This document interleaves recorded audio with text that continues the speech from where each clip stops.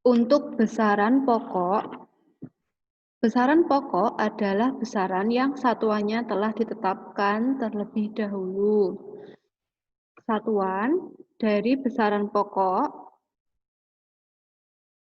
bisa dimasukkan ke dalam satuan internasional. Apakah itu satuan internasional? Satuan internasional adalah satuan yang disepakati oleh para ilmuwan di internasional. Besaran pokok ada 7. Yang pertama panjang dengan satuan SI-nya meter. Yang kedua massa, waktu, suhu, kuat arus, jumlah zat, dan intensitas cahaya. Ketujuh besaran pokok ini wajib dihafalkan supaya nanti tidak kebingungan yang manakah yang besaran pokok dan yang manakah yang bukan besaran pokok. Satuan SI-nya juga harus dihafalkan.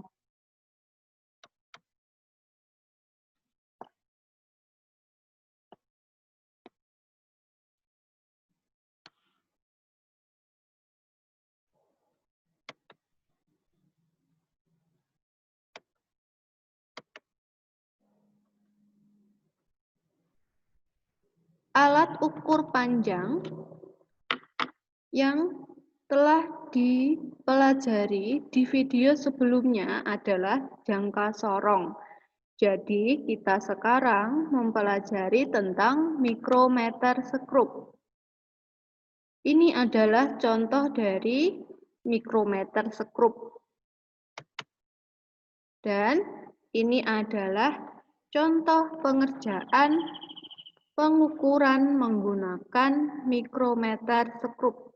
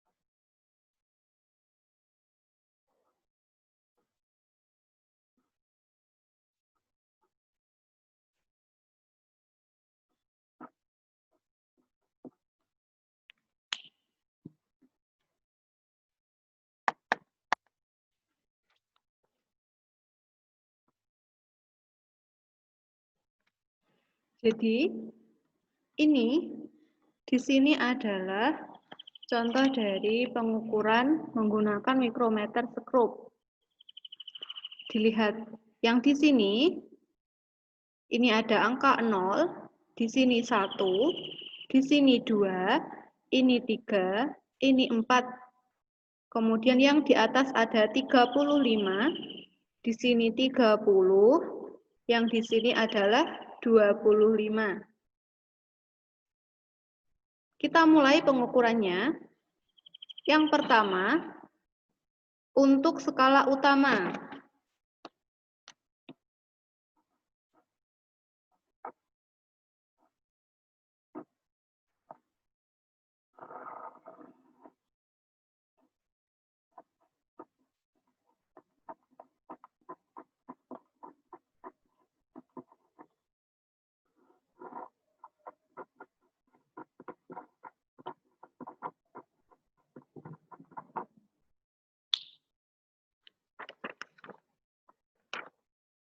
Skala utama, kalau di sana membacanya jadi skala Amato. Ini namanya skala utama. Jadi angka 0 sampai angka 4, ini adalah skala utama, yang horizontal ini. Horizontal. Kemudian yang vertikal arahnya, 25, 30, 35 adalah skala nonius. Yang pertama, kita tentukan dulu skala utamanya. Kalau di contoh, skala utamanya adalah angka yang paling mendekati garis vertikal ini. Jadi kan ini ada garis vertikal yang membatasi di sini dan di sini. Ada garis vertikal ini. Nah, skala utamanya adalah angka yang paling mendekati garis vertikal ini, yaitu angka 4. Kita tulis 4. Kemudian di skala nonius. Skala nonius yang dicari adalah garis yang lurus vertikal dengan, saya ulangi, skala nonius yang diukur adalah garis yang lurus horizontal, lurus mendatar dari skala utama. Jadi ini kan ada garis mendatar. Nah, ini lurus sampai sini. Ketemulah kita 30. Kita tulis 30. Di sini 4 dan di sini 30. Kemudian skala noniusnya kita kalikan dengan 0,01. Seperti ini. 30 dikali 0,01. Berapakah 30 dikali 0,01?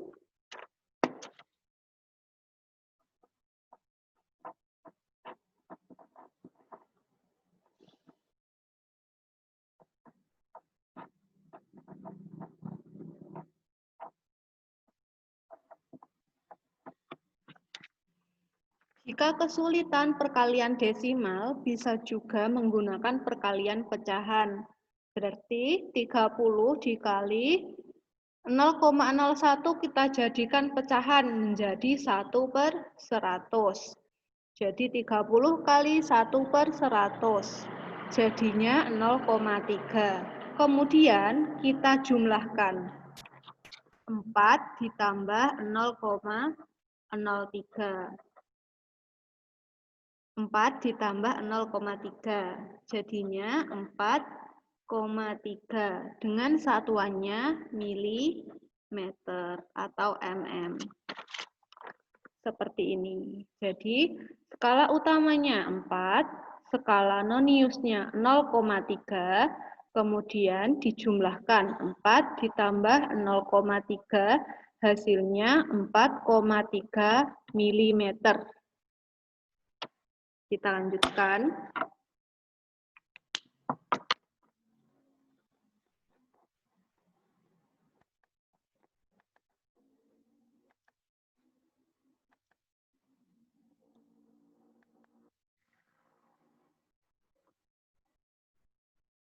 Untuk yang massa, kemarin kita sudah membahasnya.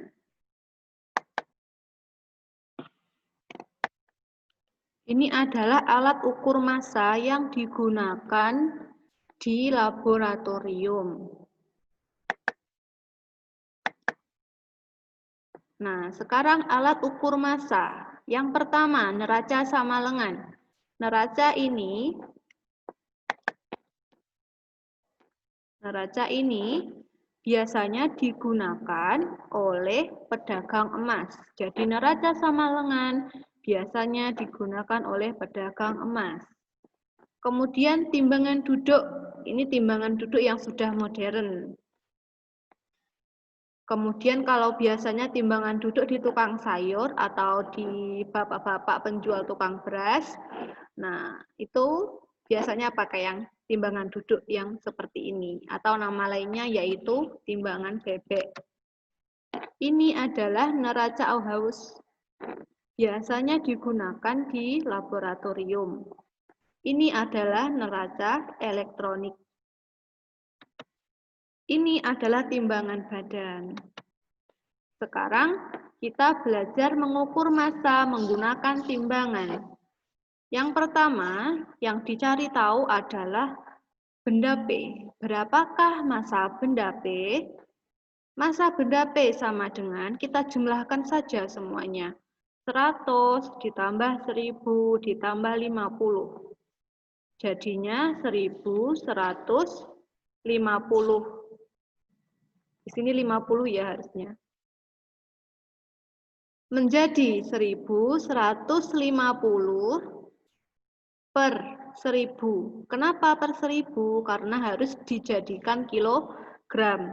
Gram ke kilogram harus dibagi dengan 1000. Jadi 1150 dibagi 1000 sama dengan 1,15 kilogram. Lanjut. Sekarang ke waktu. Alat ukur waktu pasti kalian sudah pernah lihat, yaitu stopwatch, arloji, dan jam dinding. Selain waktu, ada juga suhu. Suhu secara umum diukur oleh termometer. Bisa termometer. Kalau misalnya kalian sedang sakit, biasanya juga menggunakan termometer badan. Ini adalah besaran turunan. Besaran turunan adalah besaran yang satuannya diturunkan dari besaran pokok. Jadi maksudnya begini. Besaran turunan itu, kalau misalnya mau mencari luas, ini adalah contoh dari besaran turunan. Mau mencari luas, tidak ada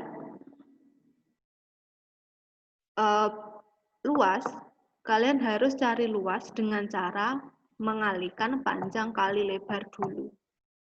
Jadi nggak bisa langsung luasnya langsung 100 meter persegi, tapi harus tahu dulu panjang dan lebarnya.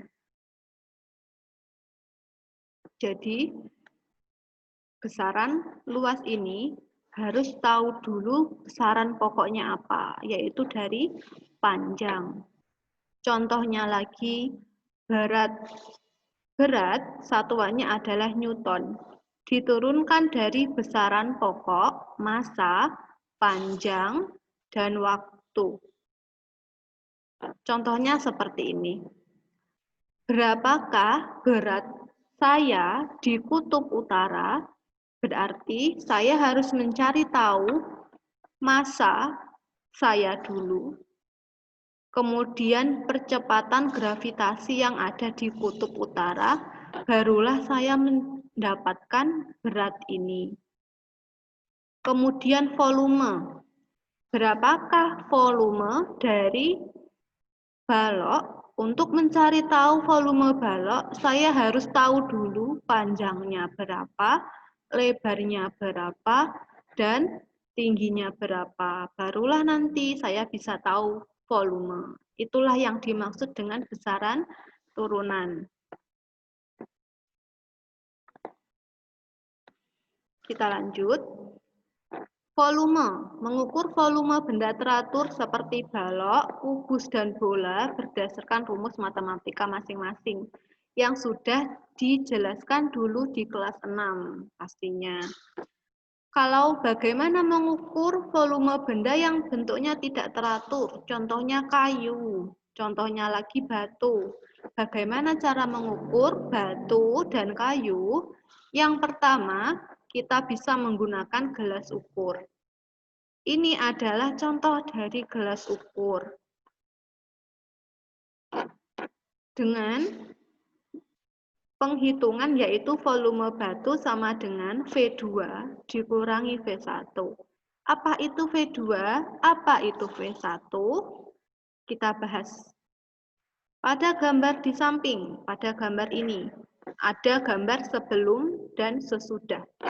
Volume gelas ukur terisi air sebelum terisi batu, berarti volume gelas ukur hanya berisi air, ditandai dengan V1. Jadi ini yang sebelum namanya adalah V1. Volume gelas ukur terisi air setelah terisi batu, berarti yang sudah ada batunya, ditandai dengan V2. Jadi yang sesudah ini dinamai V2. V1-nya adalah 50, V2-nya adalah 100. Jadi volume batu adalah V2 dikurangi V1, yaitu 100 dikurangi 50. Jadinya adalah 50. Lanjut, mengukur volume menggunakan gelas ukur dan gelas berpancuran. Volume batu sama dengan volume air yang tumpah ke dalam gelas ukur. Jadi ini namanya gelas berpancuran. Yang sebelah kiri, yang sebelah kanan namanya gelas ukur. Sebelah kiri terisi batu. Akhirnya airnya naik dan jatuh ke dalam gelas ukur. Volume batu adalah volume air yang terisi di gelas ukur. Kalau di gelas ukur ini menunjukkan angka 20, maka volume batunya adalah 20. Begitu. Lanjut. Ini adalah konversi satuan volume. Silakan dibaca. Konsentrasi larutan. Konsentrasi larutan ini untuk mencari tahu apakah larutannya banyak. Konsentrasi larutan adalah banyaknya zat terlarut yang dimasukkan ke dalam larutan. Maksudnya zat terlarut itu zat yang dimasukkan ke dalam air. Contohnya garam dan gula. Dimasukkan ke dalam larutan, contohnya adalah air dan minyak. Jadi zat terlarut itu garam atau gula, larutan itu air atau minyak. Satuannya gram per liter. Konsentrasi larutan rumusnya adalah massa zat terlarut dibagi dengan volume larutan. Contoh, Fajar melarutkan 10 gram gula pasir ke dalam 200 ml air. Maka konsentrasi larutan gula dalam air adalah massa gulanya 10 gram. Volume air 200 ml.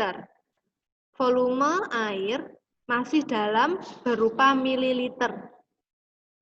Jadi kita harus mengubahnya menjadi liter. Dengan cara dibagi 1000. 200 ml dibagi 1000, hasilnya 0,2 liter. Jadi konsentrasi larutan sama dengan 10 dibagi 0,2. Hasilnya adalah 50 gram per liter. Kita ke laju pertumbuhan tanaman. Laju pertumbuhan tanaman digunakan, ukurannya atau pengukurannya digunakan untuk melihat apakah tanaman itu tumbuh subur atau tidak. Dengan rumus pertambahan tinggi dibagi selang waktu. Contoh, pada pengukuran awal, tanaman kecambah rina tingginya 10 cm. Setelah 15 hari, tinggi tanaman rina menjadi 40 cm. Maka laju pertumbuhan tanaman rina adalah laju pertumbuhan sama dengan 40 atau tingginya yang banyak, yang besar, yang angkanya besar, dikurangi tinggi yang angkanya kecil, 10, dibagi dengan harinya. Ada 15 hari, berarti 40 dikurangi 10 dibagi 15. Hasilnya adalah 2 cm per hari.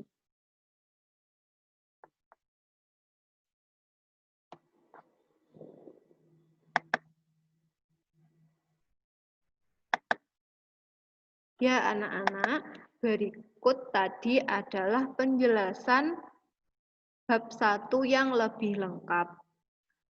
Jika ada pertanyaan, silakan japri saya melalui WA atau boleh langsung berkomentar di Google Classroom kelas 7. Setelah membahas atau setelah mengikuti penjelasan dari saya, silakan mengerjakan tugas bab 1 yang linknya sudah saya berikan di Google Classroom. Nah, Selamat belajar. Wassalamualaikum warahmatullahi wabarakatuh.